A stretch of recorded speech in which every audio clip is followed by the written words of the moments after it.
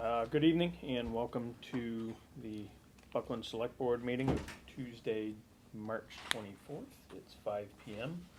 We'll call the meeting to order.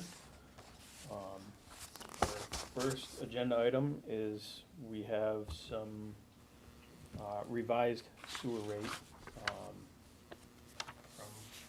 the last meeting that we voted on that. Yeah, there was, when they went to finish up the math, they determined that it was, 0.1055 to 0.1056. So, little adjustment to the arithmetic. Yep. So, All right. so there's a new warrant So to it's sign. changing from 0.1055 to 0.1056. We'll make a motion to approve. I'll second that. Any further? All in favor? Aye. We have our fiscal year 27 budget update. I don't know if, do you want me to, in light of the fact that we have appointments coming, do you want to go through other stuff first, or do you want me to just jump in? I Not can here do yet, that. so- Okay, I'm happy to, Yep. either way. Okay, so I think we all know this has been a tricky budget season. There's been a lot of going through all the line items, working with the finance committee. As of right now, at this very moment, we're in deficit by just over $300,000. I'll be meeting with the finance committee again next week to hopefully get those numbers finalized and have their recommendations to bring forward to your next meeting. As of now, I just wanted to sort of give you a little overview on the line items with the biggest increases. Obviously, we're starting out with Mohawk, which had an increase of $296,787 over FY26. Tech increased $28,203. Our landfill maintenance is set to increase $31,000 due to the DEP mandating additional PFAS testing in FY27. The one that everyone knows about, health insurance, which increased 73% over FY26, is at $93,000 increase. IT has increased $13,000. That's a combination of our IT company telling us that they're going up 20% this year, potentially even higher the following year. And I think we spoke a few meetings back about Civic Plus and the need for the new migration over to their new platform, and also the ADA compliance.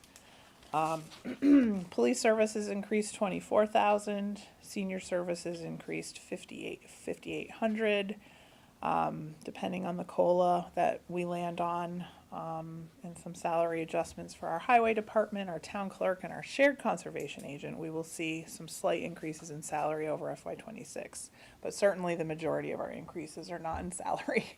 It's in what I just shared. So that being said, we're looking at an override. What that override is going to look like, we're still sort of discussing. Either way, we want to certainly communicate this to our residents as soon as we can, just to answer questions, get it out there so that there's a real understanding of, what's at play here. What the override means, what that's going to mean on your tax bill, what happens if the override doesn't pass, what will that mean for our, what we are giving our residents for services, the school budget, what happens if the school budget doesn't pass, what happens if it does pass, all the various scenarios, for sure. Hi. So that's sort of where we're at. I guess if you have any thoughts on how you would like to convey all of this to people as we move forward beyond our normal, putting things on the website, or, if we want to have any sort of, office hours specifically where people can come in and ask questions, or of an evening forum where people can come and hear about that. Forum and have people like Larry Langford and Paula, two Buckland people that know this thing inside and out, and they can Right. answer any questions, and they would have the good rationale. I think better than.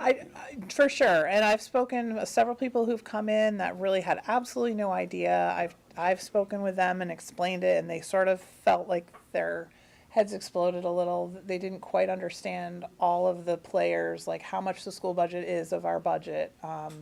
You know, what are all of the other services we're paying for? So I think it's just, you know, encouraging people to come to a meeting and have their questions ready. I'd like to have a handout sheet saying what those increases are for the school budget, for the tech school, for everything else, because that really solidifies it right there. And also, if you could have something like, if your house is valued at this, Yep. this is how No, you. for an average and tax do- bill. And Yep. just do different, you know, anywhere from, It's a chart, actually, so we can provide that. yeah, I think that's Perfect, yeah. helpful. I think that would be, even if a person doesn't understand all of it, they would see it's not, Right. it's not salaries. Right. It needs Right. to be in. I mean, it's really, we are pretty lean and, you know, it's a hard balance. I mean, we want all of our services in town. We come to expect a certain level of personnel when we're at the town hall and different things, but at this point, we're sort of, the balance is sliding in the wrong direction. So anyway, so I'm happy to do all of that, and like I said, we will be back, once we meet with the finance committee and they have sort of finalized their We recommendations. can talk to them about what we just said too. Yeah, of course. If Larry and Paul, and if they prepare, Yep. because they, as they said, they're the experts in that area. Right. Yeah, no, And I for think sure. if we can maybe get something to where, maybe if we can get it kind of broken down into, you know, an explanation of where maybe people can understand it, that we can post to our website, and then maybe put something out on Code Red, kind of directing people Yep, there. And then if they have further questions, can yep, come in. sure. That's a great idea too. No, I think- absolutely. That's probably ultimately the best thing we can do. Really look into it. Yeah, Yeah. if we do that, I like that, if we do that first, it'll get people, if we do decide to have a public meeting. Right. That way, they're gonna come with, you know, at least they're gonna have some knowledge. Yeah, no, absolutely. I'm happy to do that, and Maybe And sticks maybe- and stones, I don't know yet. let's They hope won't, not. they won't, they Let's hope won't. not. Torches and pitchforks. People interested. Yeah, no, they it's, really it's, and it is It's hard, a but- lot to convey and explain, and, It is. and it's, you know, it's definitely a tough year, Yes, for sure. not a fun budget season, No. so. All right, we will Okay. move over to our Thanks, Jen. first appointment. We have Hello. Corinne Coriat. Korea, yep, you got it. Got it. Hi, everybody. Hi. Hi, Joan, Hi. Clint, So Larry. Corinne is a candidate running for state rep, I am. I'm guessing for the open seat. Yes. Yep. Yep. All right. So I'll just give you, I would love to have like a conversation because there's just a few of us here, but I can give you kind of my start, my pitch. Is that helpful? Sure. Okay. So yeah, hi everybody. I'm Corinne. I'm running for state representative. I am born and raised in Western Mass. I'm from Williamsburg originally. I live in Deerfield now with my husband and our 2 dogs and our 2 rabbits. I've been working for Rep. Blay for the past 5 years as her legislative budget kind of jack of all trades staff member until we got more staff this past year. And decided that when she resigned that I was going to run for the seat. I think something that I have been stressing with a lot of folks is that I know this job very deeply, maybe a little bit too intimately, and I know these issues really better than anyone else. I've been living the policy, living the small town challenges for the past 5 years, and of course living them personally as well, just having grown up here, knowing that Western Mass just works differently than it does the rest of the state. A lot of our work over the past 5 years has been regional equity, this buzzword that I feel like we're hearing a lot of, but I mean, it really is the conversations that you're having right now about like education funding. It's really, really challenging to make an operating budget work when the funding formulas are designed to be based off of enrollment, for example, in schools. I worked really closely with Rep. Blay in the Rural Schools Commission back in 2022, wrote much of the Rural Schools report, and then also the legislation that followed that report. We have been successful in getting that rural schools line item up to about $20 million over the past 4 budget cycles. The total we're going to continue to push for is $60 million, so we're about a third of the way there. That's kind of typically how budget stuff works. You work it up session to session to get a little bit more, and thankfully our schools are really utilizing it in the way that they were intended to, but it's not enough. I mean, we need more. We'll get up to 60. We'll get up to 60. We'll only be 50 behind. Yeah. Yeah, I hear you. And I think, I mean, that's just kind of goes to the larger point of we need to open up formulas like Yep, Chapter definitely. 70 because it's just not sustainable. And we know it's not sustainable for schools out here, but it's also not sustainable for a lot of schools around the Commonwealth. The Student Opportunity Act, which is kind of the prereq to Chapter 70 being changed about 10 years ago, was really looking at gateway cities, you know, populations that were much more densely populated, minority populations. And I think, you know, what we're saying is yes, and like, yes, we want to support all of those students, and we know that our rural communities deserve to have the same level of education. Like, the schools that I grew up here in formed me deeply, right? The person who I am is based off of that education, and it hurts that students are not getting the same opportunities out here. You guys know that. So that's kind of a bit of a pitch, but also certainly, you know, I would be happy to talk about if there are specific issues that you're, you know, thinking about beyond schools. I am really specialized in agricultural policy. It's kind of my background. I'm also getting my law degree right now. I'm finishing my law degree in December. So I'm doing a few kind of crazy things. Thank you. But I mean, it's really been helpful, honestly, to have an understanding of constitutional law in a time when our Constitution is being challenged on the daily. And just having that perspective really informs my work as well. So you're working with Natalie. Yes. And is she endorsing you? She's not endorsing me I don't publicly. want to put you in a spot. I'm teasing. Yeah, her new job is very restrictive of her ability to be public. She is a close friend and mentor. Good. Just say hi to her from all of us, I will, because she's been yeah. very good to us. Yes. So, thank you. So you went to Hampshire Regional? I actually went to Northampton High School. I school choiced. I was, you know, a kid that I think my family lives in Williamsburg, but based in Northampton in a lot of ways. My mom commuted to Springfield, and it made sense for our family for me to be in a transportation route that like was, you know, where my parents were working at the time. And I am, you know, very glad that I got that education that had a lot of opportunities, but yeah, I don't think I would choose school choice for my kids at this point. I mean, you know, it was a different time, but yeah, I really excelled at Northampton. Yeah. Excellent. Yeah. Well, I mean, I think, you know, hopefully you can continue the good fight that, Yes, I will. that Natalie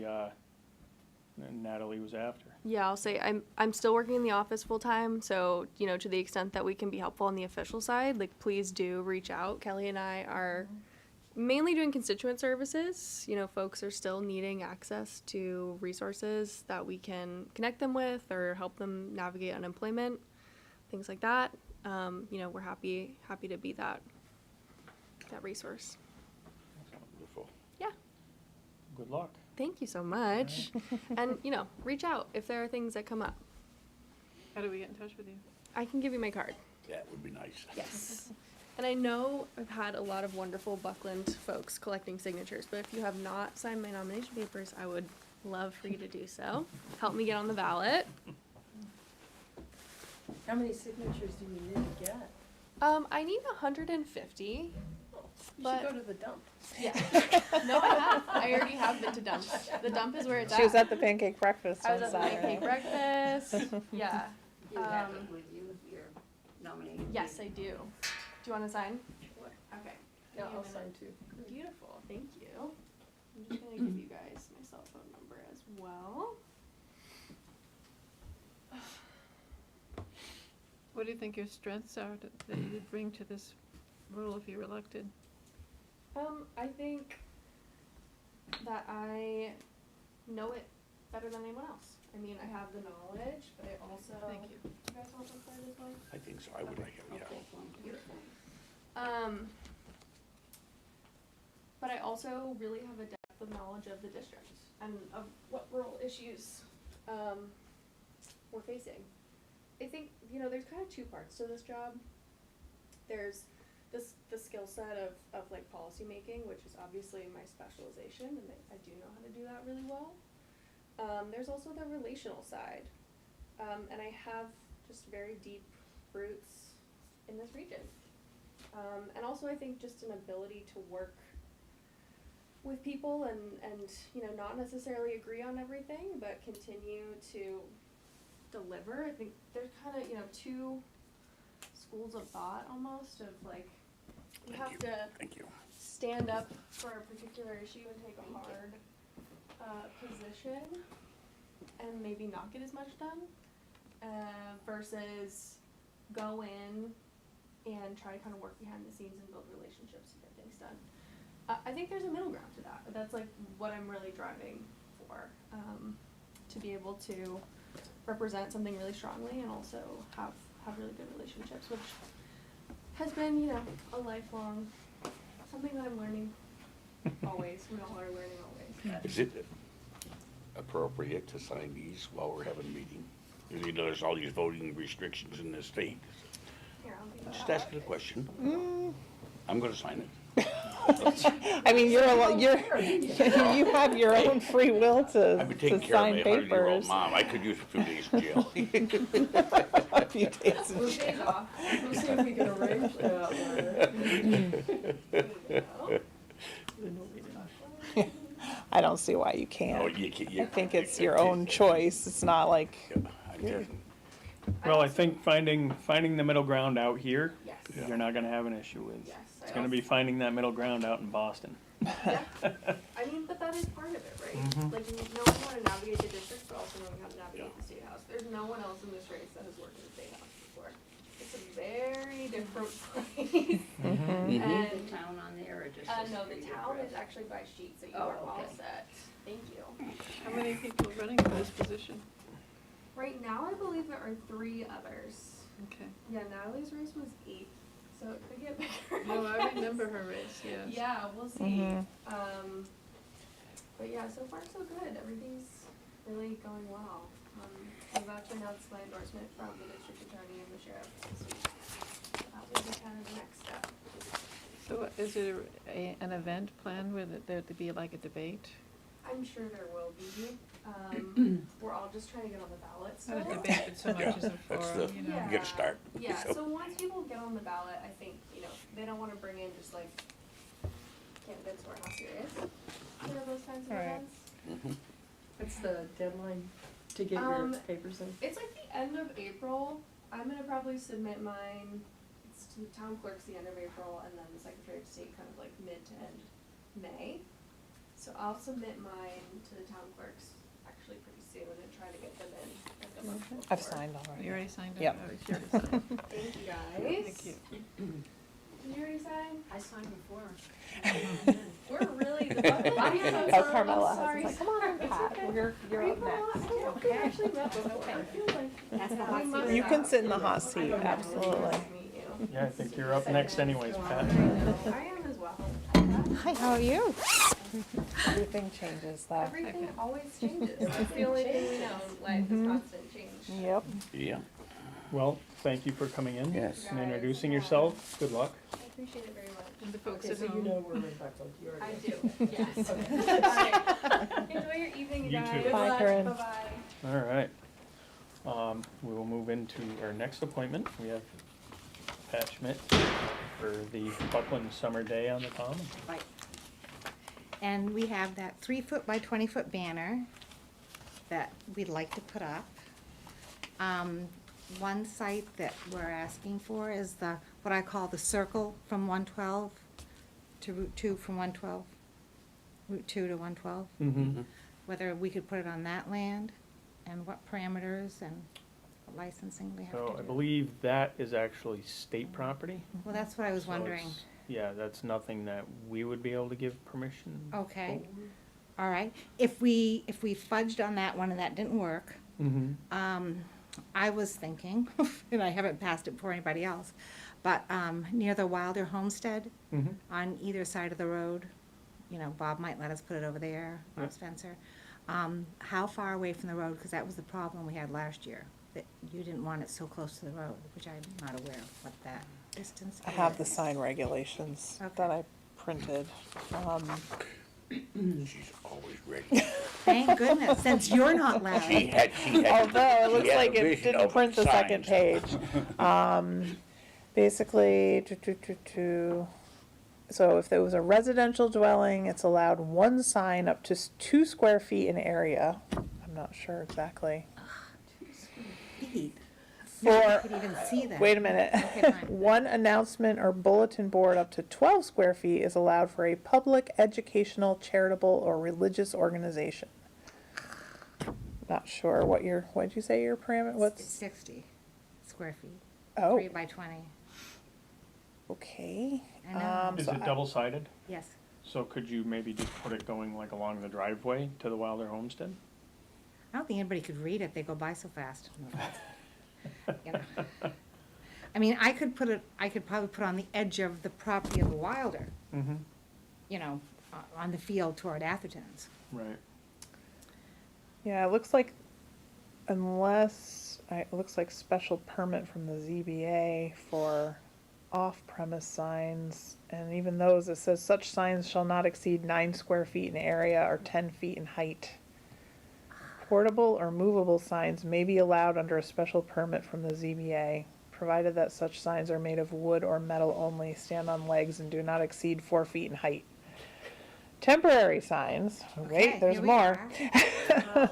Now. Signs of a temporary nature located on or off premises, such as sales, promotions, holiday decoration, and signs related to the sale, rental, construction of premises, which is not quite that, are allowed but shall be removed promptly upon completion of the activity to which they relate. Temporary signs shall not exceed 9 square feet in area or 10 feet in height.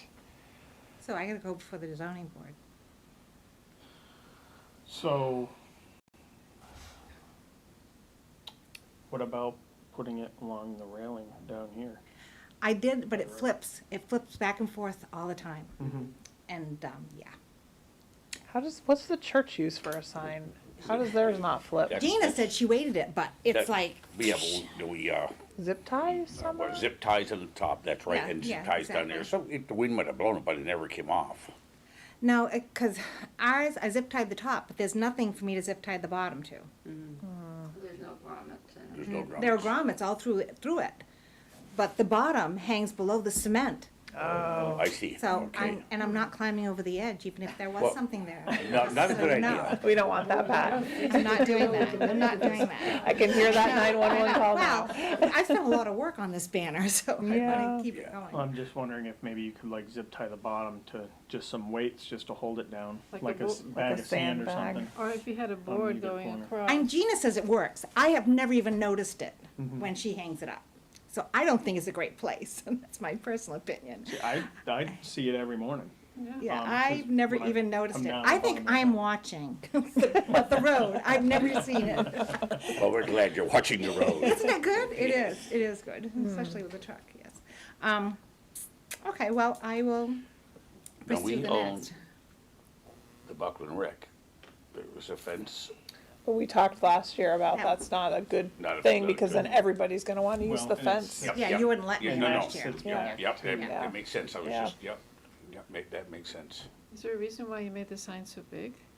We inherited it for free, okay? And besides, you gotta read it, because originally it was going over Bridge Street Oh, that's right. until the cable broke Yeah. and they didn't have the Yeah. liability anymore. They're still working on that. I was at a meeting a couple weeks Really? ago. I think Yeah. that isn't necessarily a done deal. Yeah, I it think won't they're be still That's working probably not on gonna happen in that. the Yeah, next 2 I months. like your just after the Wilder Homestead before Atherton's because that's really, you're sort of taking the corner there. Yeah, It's nice, it's a. And it's big enough, it you could, catch- you'd actually see it, Right, because you it's would. not that many And it's words. straight enough that you could take Right. a few seconds Right. to look at it without, Because if I'm gonna go to the zoning board, I could get a second one for my Buckland Historical Society hat for that event. I mean, I think if you were to put it back off the road, so it's not, you know, obstructing any traffic as it's going by, like coming around the corners or something like that. Right, I well, don't know. that's just it, we'd have to have it back toward the house Right. in order for it to be visible, because of Mhm. the gully. But I'd still need zoning approval, because they don't have anything I mean- very big. Right. Right. According to the sign regulations, yes. How long does it take to get into that?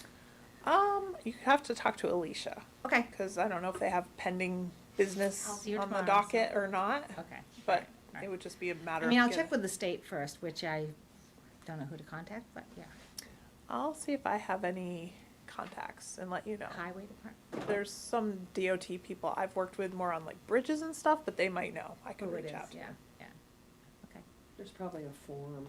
No way, really? Yeah, Get it, DOT loves forms. pretty sure there's a form.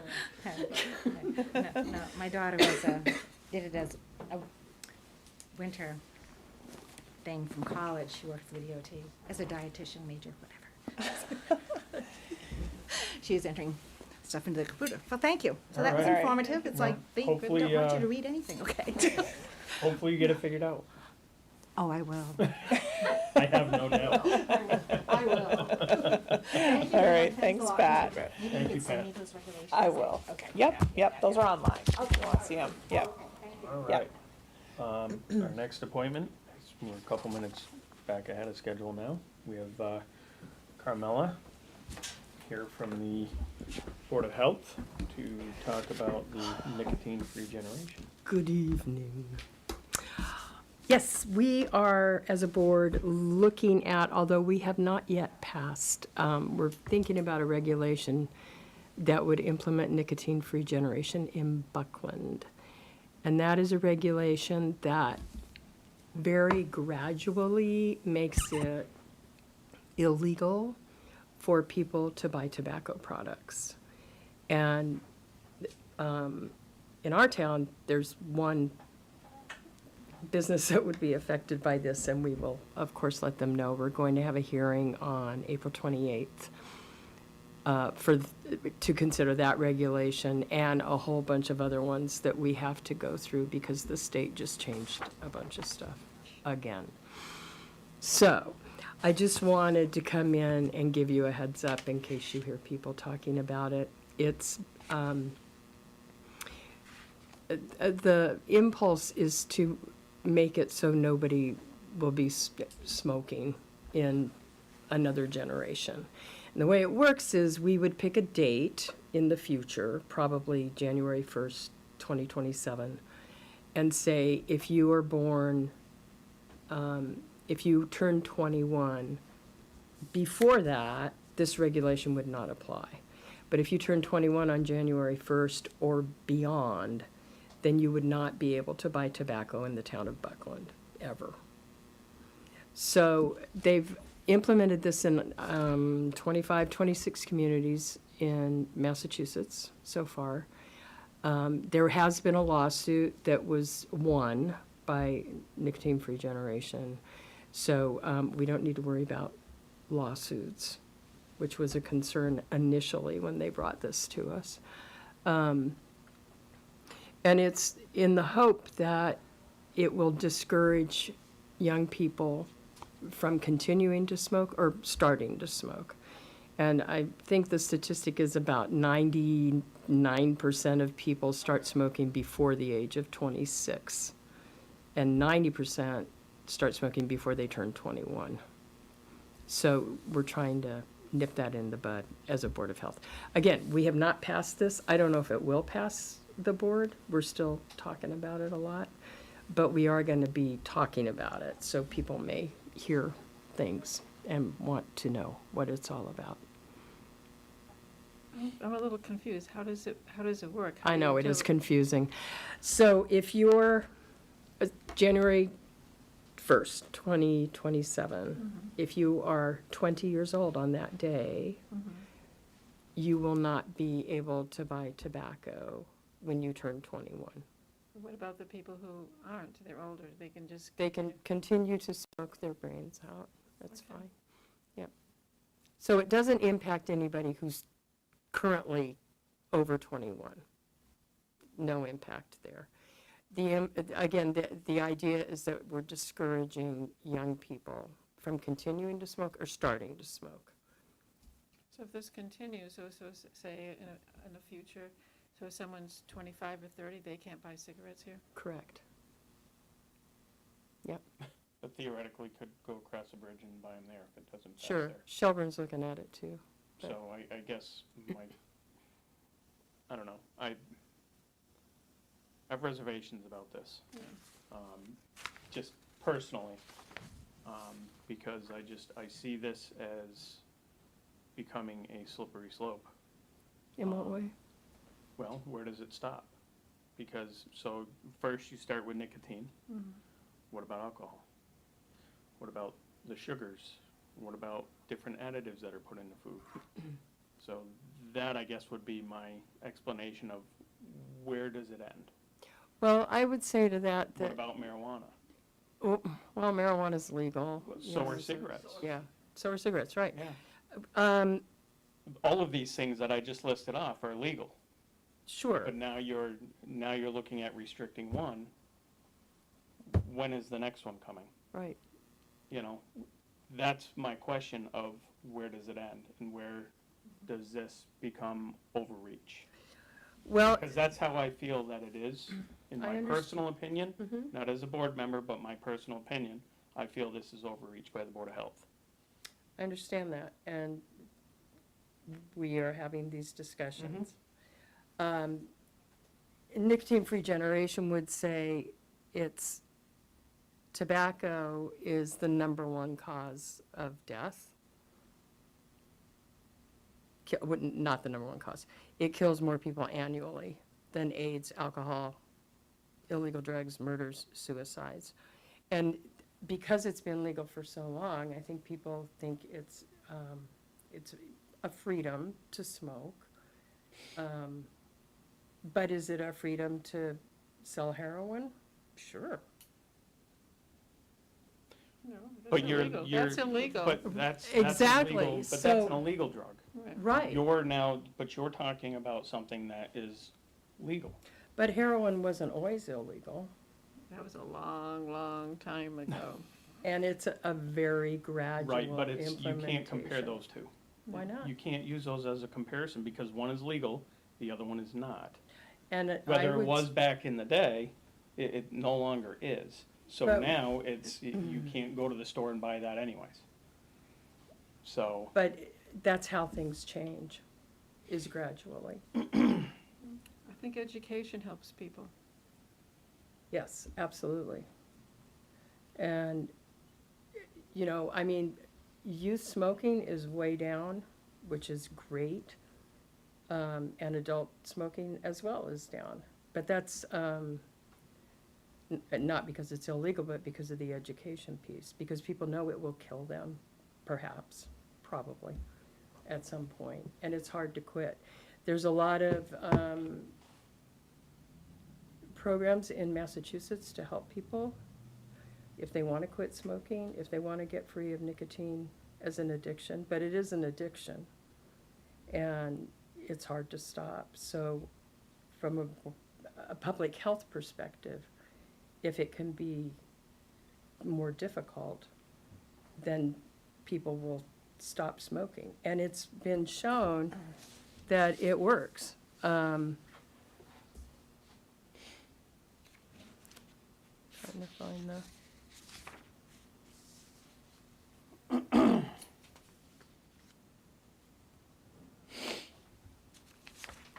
Well.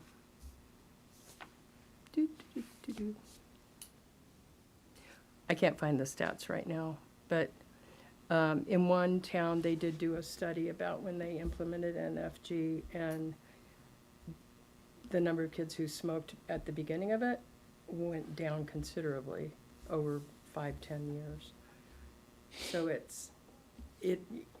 is legal today, but from a public health perspective, should it be? No, because it is a very harmful, addictive product.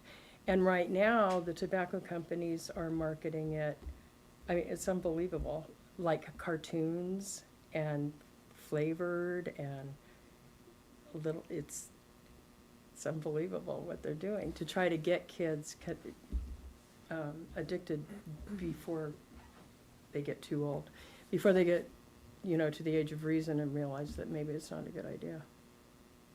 But they're not supposed to be buying it, so, They're not, but they do. well, there's regulations about not selling tobacco to kids who are not, to someone who's not of the age.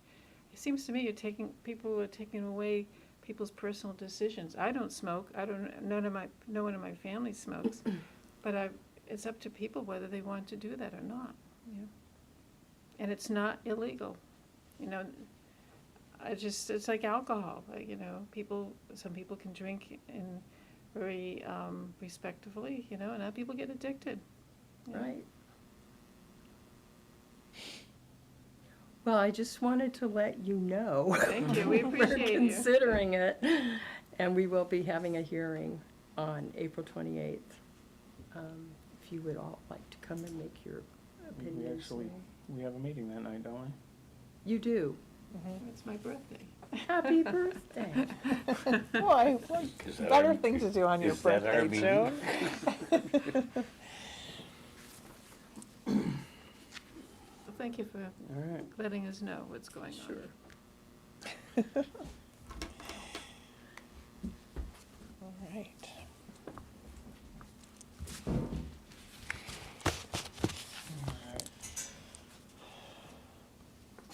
Abby, are you waiting on anyone? No. Well, then, Going we're gonna solo? stay ahead of schedule then, and we're gonna jump right in. All right, Sure. please, yeah.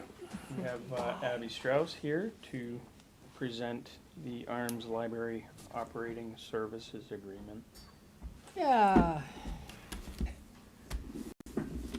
So, should anyone not know, I'm on the Finance Committee, and we have been thinking about this for quite a while. As I'm sure everybody probably knows, the Arms Library, we have been, as a town, giving money every year to the Arms Library. They have been speaking with us for some time about the idea of getting an agreement in place between us, because there have been various agreements over the years. There's a whole long protracted history about it, but there hasn't been any sort of agreement in recent years. And so there's been a lot of talk about how we would come up with an agreement, what we would do. A lot of effort has been made to try and figure out how many people from each town use the library, but of course, in our area with CWMRs, doesn't matter, you can use any library. So I started working on it and did some research and discovered that, and with Larry Langford's help, in the state of Massachusetts, or in any state really, it's not a good idea for a municipality to be giving unrestricted funds to a nonprofit, which is what the Library Association is. So that ends up, if we are going to have an agreement with them, the best way to do it that I've been able to come up with is a services agreement, which is very simple. It's an agreement for their services to provide library services, there's that word again, to the town of Buckland. So what I sent y'all ahead, and for you to consider, is a draft of an agreement that I have not run this by anyone who knows legal stuff. It would obviously need, if it were something you were interested in pursuing, it would need to go to town council. And the other document is just a brief that explains the rationale behind it.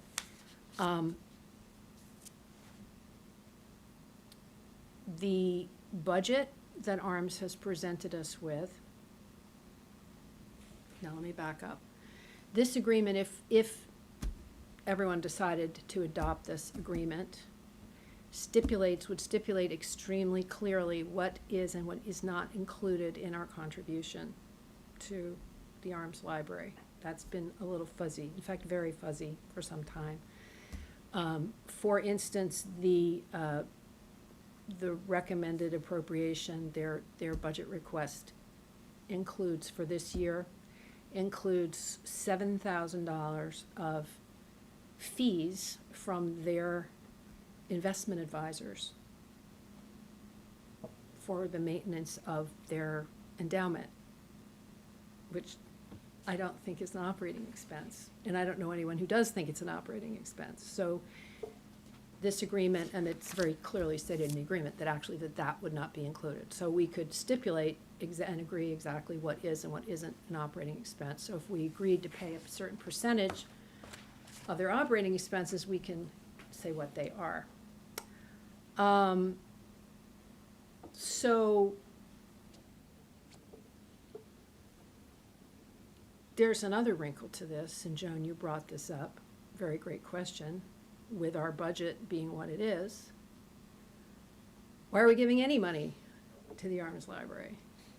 And if you wanted to say anything about your thoughts about that, and if there are any other thoughts, I'd love to hear them as long as we're having the conversation, but.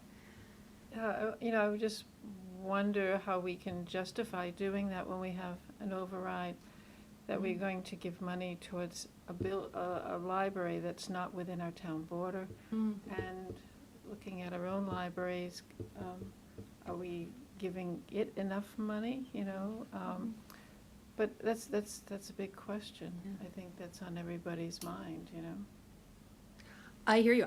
I am not advocating for this per se. I was just, I've taken it upon myself. If we're going to have an agreement, I wanted to get it started. On leaving the finance committee, I wanted to leave something behind that can be useful. And you make a very good point. I think there is potentially a real social cost in not giving money to the library, in that some number of people regard the Arms Library as their village library. There could be a whole, hard to say. These are really tough decisions that everybody's got to make. What do we give them now? I believe the requested amount was $28,300. It's 40%. It's 40% of this amount that they come up with. And it's not all of the money that it goes to supporting the library, but there's a calculation they do. Shelburne of this amount, Shelburne pays 60%, we have traditionally paid 40%. There are those in Shelburne who would say that it is our God-given duty to pay 50%, and they'd probably be pretty adamant about it. They are not on the library board, which is really nice. The library board seems to be very realistic and open-minded, yeah.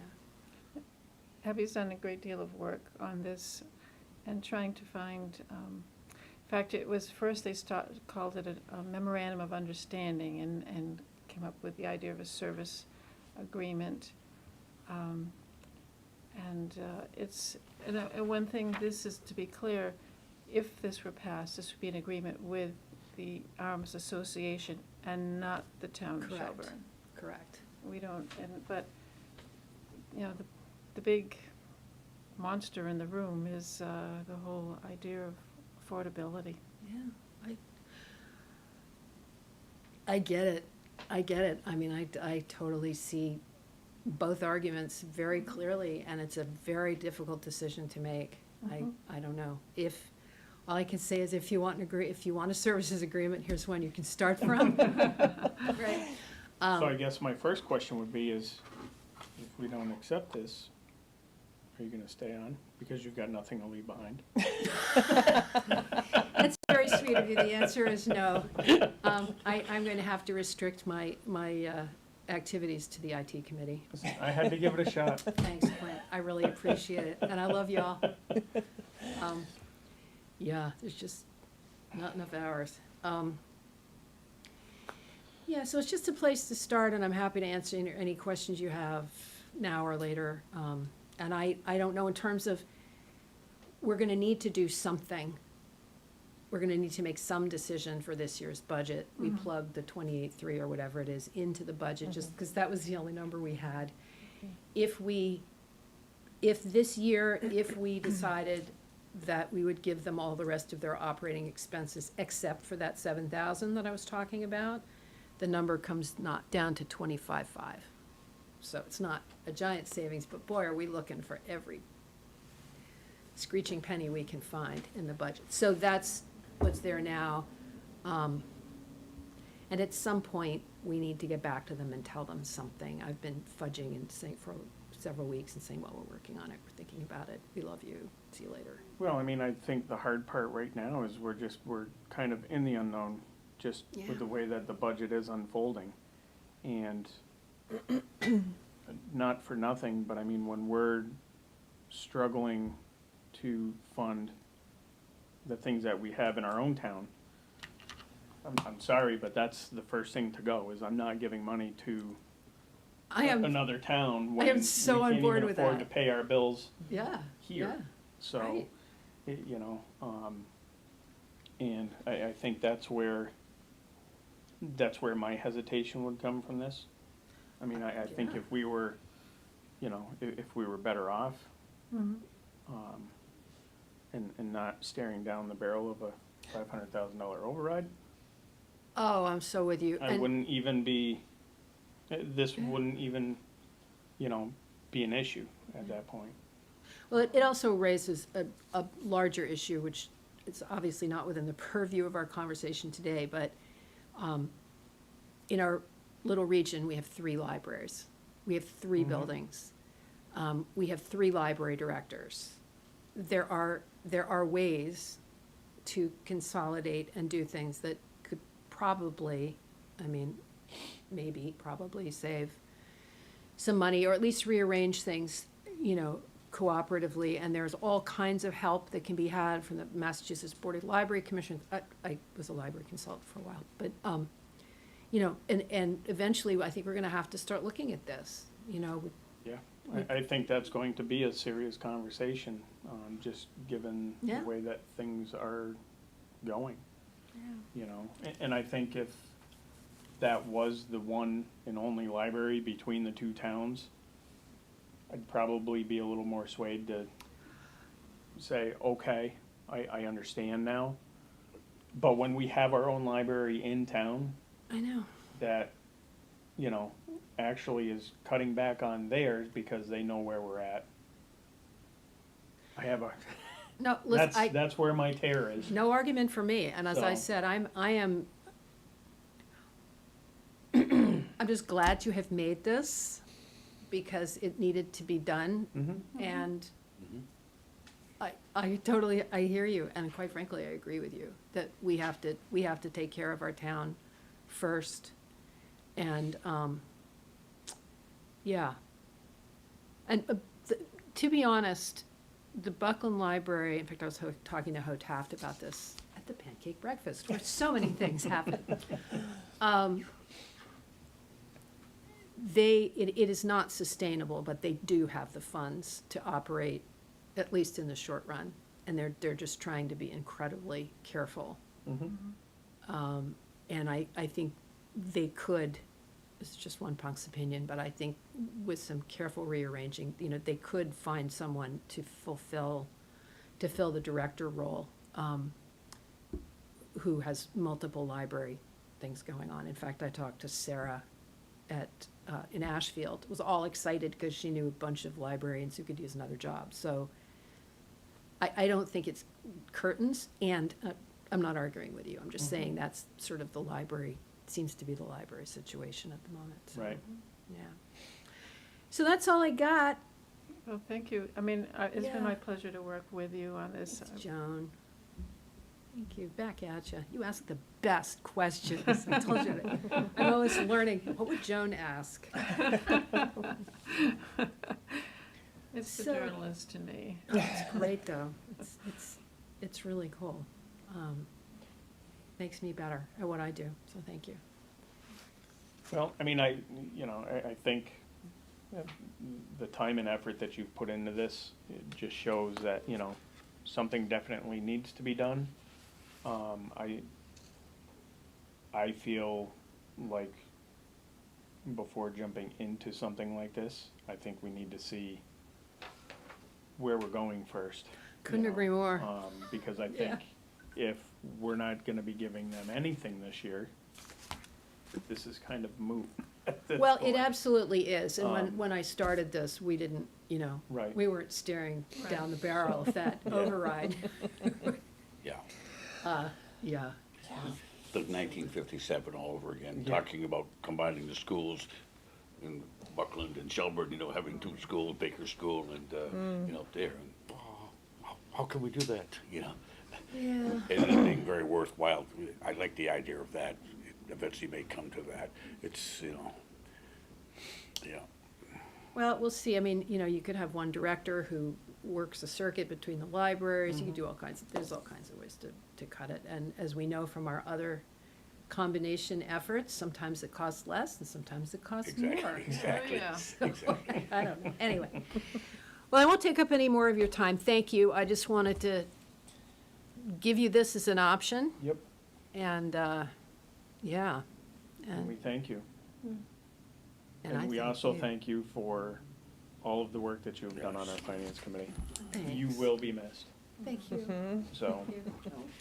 I know Larry misses you already and you're not even gone yet, so.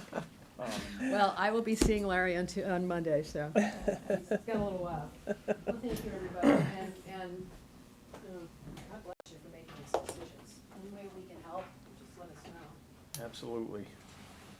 It's a interesting time. Yeah, It is. Is it not? to say the least. Yeah. In the meantime, we'll squeeze as much as we can out of the IT. How about that? That's right. Oh, All right. Okay, well, have a good evening, everybody. You too. Thank you again. Thank you, Thanks. yes. We can, that's it for appointments tonight. Yes. We can jump over to, or back to our agenda. We have an appointment for animal inspector. Was Martha already? yes. Okay, so Yes. this is a reappointment Reappointment. for the animal inspector for Martha Taft Ferguson for 1-year term. I will make a motion to accept Martha Taft Ferguson for 1-year term as animal inspector. I'll second that. Any further? All in favor? Aye. And we have 2 registrars. We have Jim Picardi and Alicia Grays, both for a 1-year term. Make a motion to appoint both Jim and Alicia as registrars for a 1-year term. I'll second that. Any further? All in favor? Aye. Aye. All right, minutes, we've got our minutes from our March 10th, 2026 meeting. We'll make a motion to approve as written. Second that. All in favor? Aye. And then we have our vendor and payroll warrant, which is 26-20 for each. I'll make a motion to accept both vendor and payroll warrants. Second that. All in favor? Aye. Aye. Items not reasonably anticipated by chair. I have nothing, or we were gonna do that permit, okay. No, I'll wait for Greg to Okay. sign off. Stack it on to the next meeting.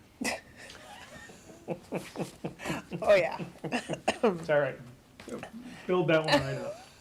Build it right, stack it right up. Be like a 3-hour meeting that night. We'll just pass it over to the second meeting in April, knowing that you're not Oh, my here. birthday, great, thanks a lot. Okay, so which do you want, Joan? Select board member concerns? Nothing? No, nothing tonight, No. Larry, have a turn. You sure? No, I don't have concerns. Although I was really intrigued by what was going on over there today. Yeah, me Working on the too. telephone pole? Yeah, with Yeah. some rotted telephone pole they were taking out of there. so- Yeah. All up and down, they were on 112 too, along going up Yeah. to the transfer station. Mm-hmm. Yeah. Some Yeah, over, these are some all- over in Buckland too. The These are all swap outs. I Yeah. think that's all part of the, I don't think Plan this that one we- was. Yeah, cause there was another big pole right next to it. Yeah, but I didn't remember it being I on the think they were- plan. It was just Conway Road. No, but Oh. this was a replacement one, so they were taking one out, putting So one they in. don't need a poll hearing for that? No, not to replace it. I see. That one was for all the new poles going in, Okay. cause they were adding poles down there. Hmm. All right, town administrator's report. Oh, what do I have for you all tonight? Not too much, actually. So back on March 6th, I was made aware of a situation on Charlemont Road. A resident had emailed me with some pretty significant concerns. She sent some photos. It's actually the section of Charlemont Road that we're hoping to get a MassWorks grant to fix, because the fact that the drainage is horrible and we know that we need to do a lot of work down there. Basically the water had pooled and gathered in a low section of that road, and it was creating a road hazard. I had reached out to Anthony to let him know. He basically sent one of his highway personnel out to clear there's an existing swale along the side of Charlemont Road. Had him clear that to attempt to allow that water to drain off the road. Anthony had actually said it was deep enough that had an electric vehicle driven through there, it would have probably cooked it. It was that deep. Wow. So they went ahead and did that. I received an email from Kelly Cowell, who is our shared conservation agent. Evidently that swale is located in very close proximity to a delineated wetland, which I believe we may have done that delineation as part of the last project on Charlemont Road, because that is something moving forward, we have to be aware of that wetland. So she basically issued an enforcement order yesterday, alerting us to the fact that we can't continue to do any work in that area until we do a notice of intent, to determine a long-term solution for that water drainage situation. So she has asked Anthony to go back out to clean up some of the excess soil so that it doesn't end up in the water. I think he's doing that tomorrow or the next day, and then at their next meeting in April, Anthony and I will attend to work through that process with them to understand what it is we need to do to be able to keep that road safe should we have any more situations with the water. It's an ongoing issue, and kind of go from there. It sounds like it was an emergency situation. It was, beyond the call I got. He also received a couple calls, I think, from another resident, and, the pictures were compelling. There was definitely a situation there. So moving forward, Buckland has a lot of roads that border wet areas and streams and brooks, so, it's probably a good idea for myself and Anthony to chat with this Concom and just make sure we're doing what we're supposed to do. I don't think there was any intention of not doing anything the right way, but he kind of had to act fairly quickly to prevent that water from, it was an icy, snowy day to boot. So anyway, that was that. Mary had mentioned at the beginning, when she got here, that she received information on a public hearing for the reconstruction of 112. That project is going to be moving forward in FY '28. So they're going to host it here at the town hall on Thursday, April 16th at 7:00. Mass DOT will be here to discuss. It's basically a full depth pavement replacement, sidewalks, drainage, starting at the base, like kind of at the top of North Street and heading all the way to the Buckland Rec. So that's going to be a project in the works.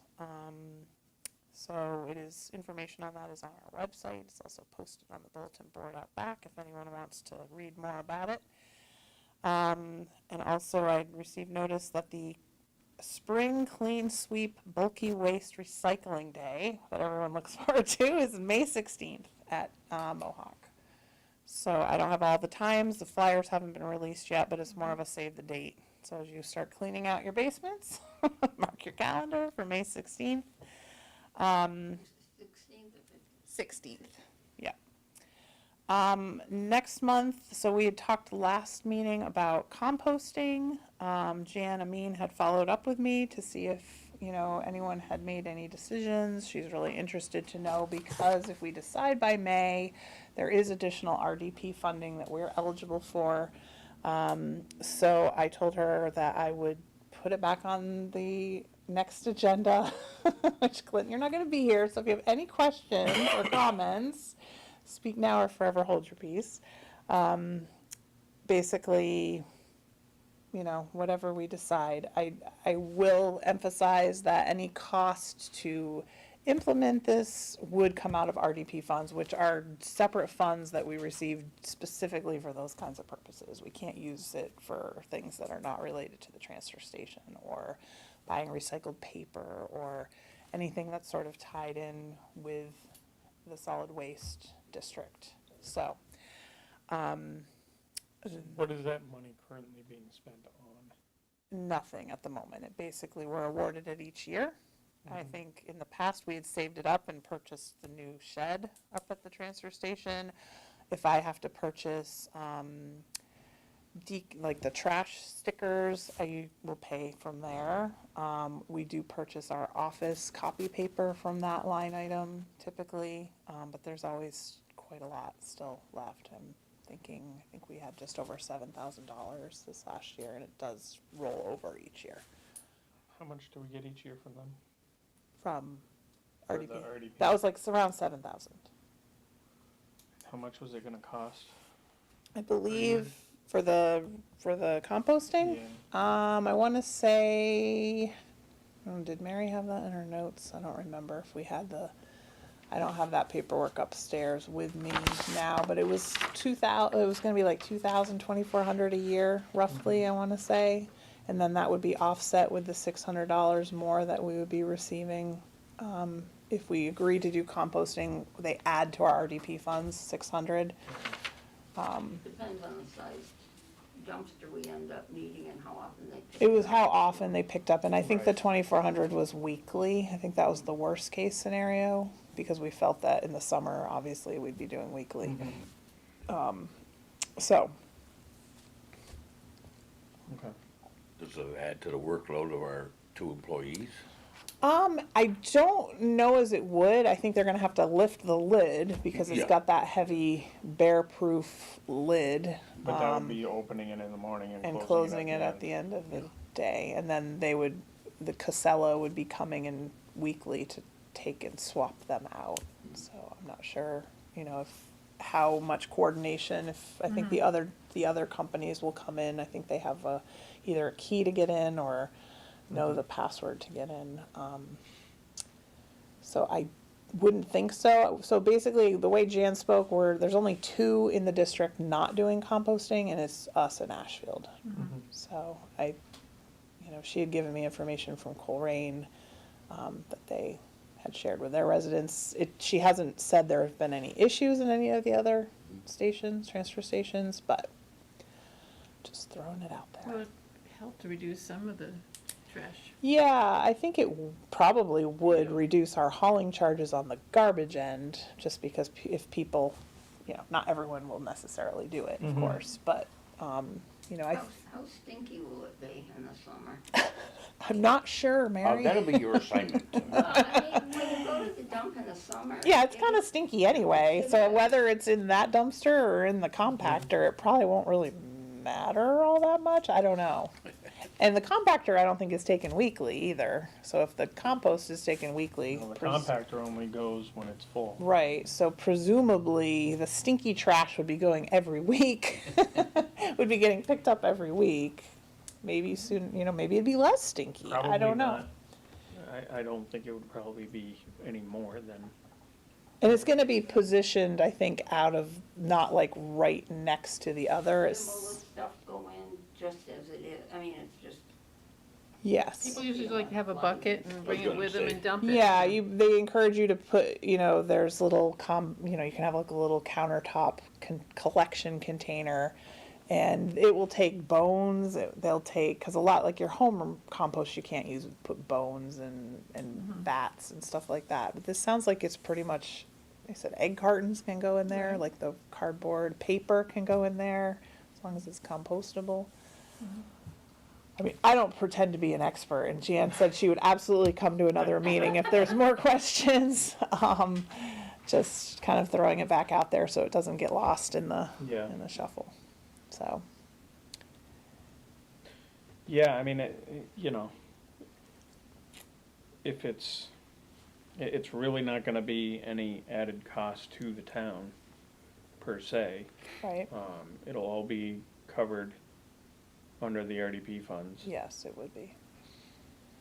And we'd be basically looking at roughly $1,800 a year, Mhm.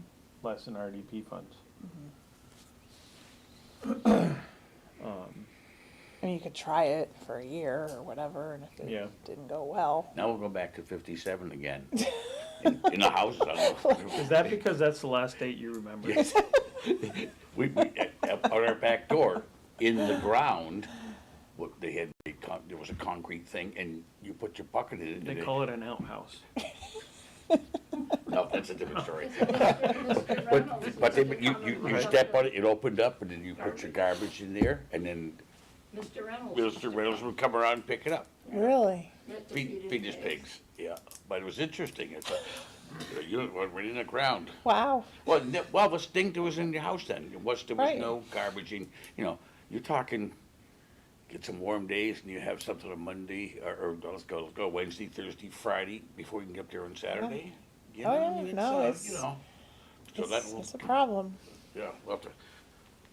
These youngsters don't remember. They don't know how fun it was to wake up and go out and get your milk and see if it was frozen and. Oh.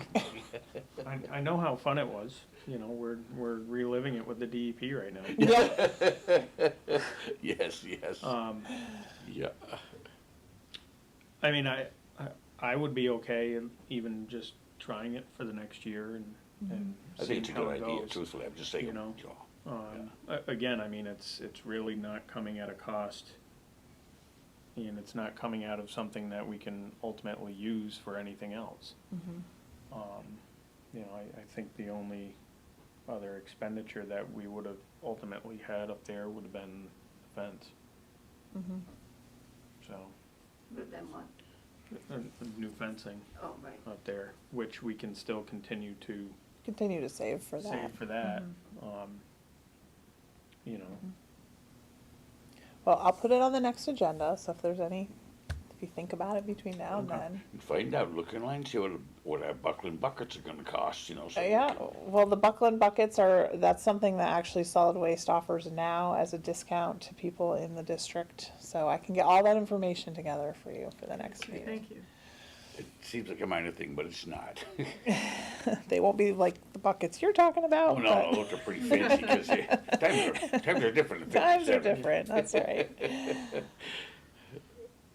And that's all I have. that's it? That's Sure. it. Excellent. Excellent. Public comment. Oh, Dana.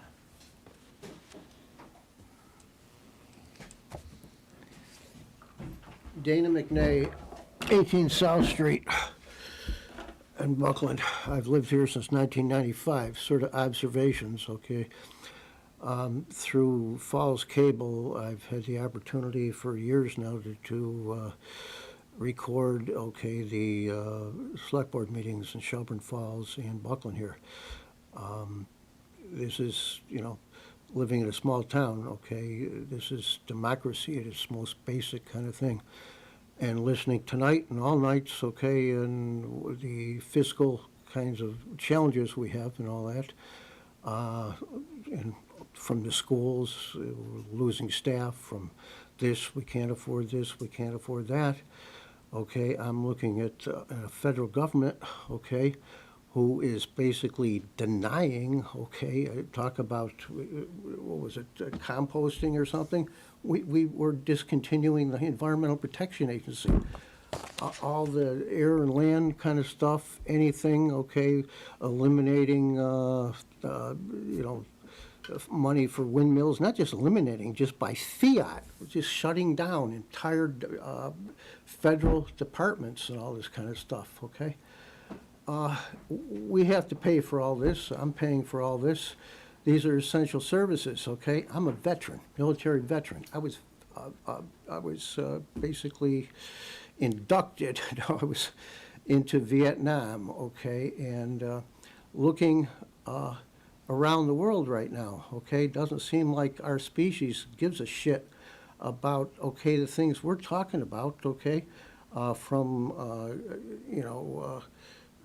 Israel, okay, Iran, Ghana, South America, whatever else, we are blowing away, using military, okay, things to blow away, not just armies, we are blowing away, this is urban fighting, we are blowing away cities, okay?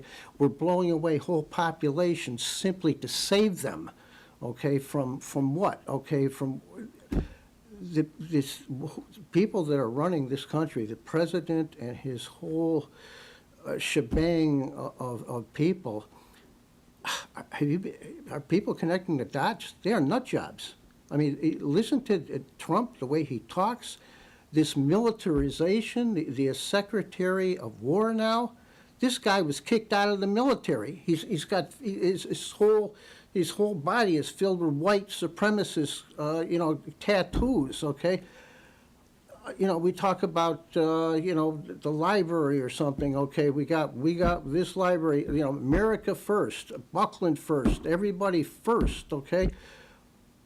People, we're regular people. I mean, where's the money for, like, food stamps? Where's the money for health care, okay? We're the only country in the world that doesn't have national health care, okay, in some kind of sense, okay? I am just enraged about what is happening, and I'm going to be 77 tomorrow, okay? And, just looking at things the way they're going, okay, this is like, it's all moot, everything we're talking about here, all right? Nuclear war now, nobody's talking, we're going to build up nuclear weapons in one afternoon. We can eliminate all life on this planet. And we're playing these crazy games. How the people that are running this government, Trump and his whole cabinet now, how they're still walking around and doing this stuff. Watch the news. I'm sure you're all intimately aware. I'm proud to live in Buckland. I've grown up, I lived in Western Mass. This is a wonderful, wonderful place to live. We're struggling to do whatever we can do here. Yet we got the whole damn, it is our government. We're the bad guys now. We're starting the wars, okay? Iran, it was a colony of Great Britain. Do I need to go through the whole history of that? CIA kicked the democratically elected guy out, okay, to begin with. Where I was in, okay, Vietnam, it was a colony of France, okay? And we play these things out. And it's always been from the beginning of time, okay, from, take a course in cultural anthropology, okay, when we had a very small kind of population on the earth, okay? It was family groups, slaughtered each other. And then as we had more population, then there was clans that slaughtered each other. And then it was city-states, and now nation-states. America first, all these nationalism, it's all adversarial, even in our own government. And all the governments, okay, on this planet that I know of is what is that, zero-sum kind of thing? If I win, you lose, this kind of thing. That's Trump's mantra almost, okay? We are screwing ourselves all the way up and down the line as a species. And I am both terrified and it's beyond my belief, okay, at this point in my life anyway, anything that I ever believed in, anything good in this country, all the good stuff in this country, pick anything, and, any kind of thing almost. And the federal government now is eliminating it, okay, or calling it bad, or calling it whatever. This is absurd. I'm sitting here, I'm gonna continue to pay my taxes, I can, but I'll tell you, okay, why? Why, we're at the edge of the precipice here. We really are. Thank you.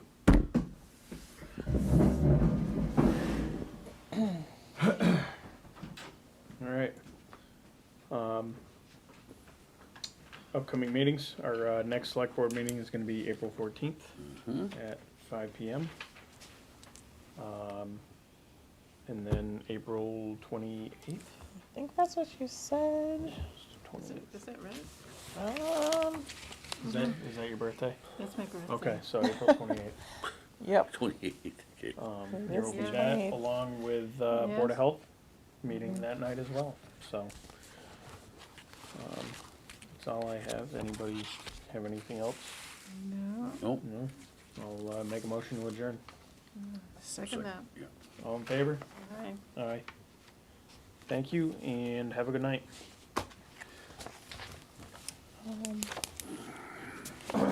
Just double checking that you don't need to sign this. I looked twice. This is the thing for March.